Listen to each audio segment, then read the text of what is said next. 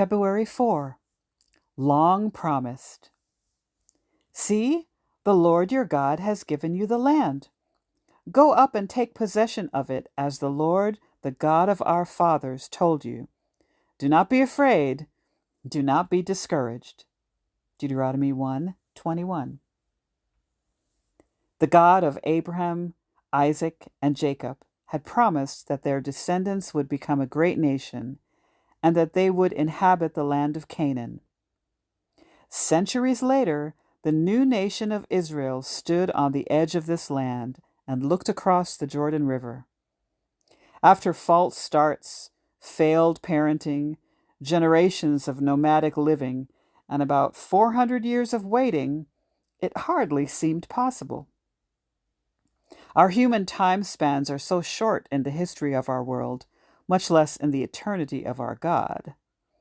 One of the key challenges of our faith is to live with an appreciation of God beyond ourselves, our times, and our horizon. We simply cannot fit all the promises and goodness of God within our human limitations. That is why an appreciation of history is so valuable, and why our hopes for a future beyond our present lives are so necessary. In its retelling of this story, Hebrews 11 points to each step of the Israelites' experience. By faith, Joseph, when his end was near, spoke about the exodus of the Israelites from Egypt, verse 22. By faith, Moses' parents were not afraid of the king's edict, verse 23.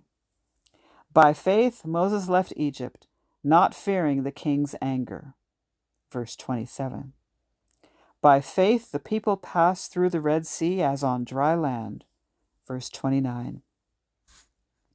Many times when they were tempted to surrender to fear and discouragement, the people in this many-generational story chose faith rather than fear.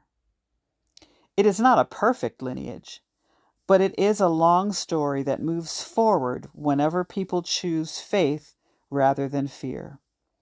And it is directed by a God who always has a longer view than we do and whose promises we can trust.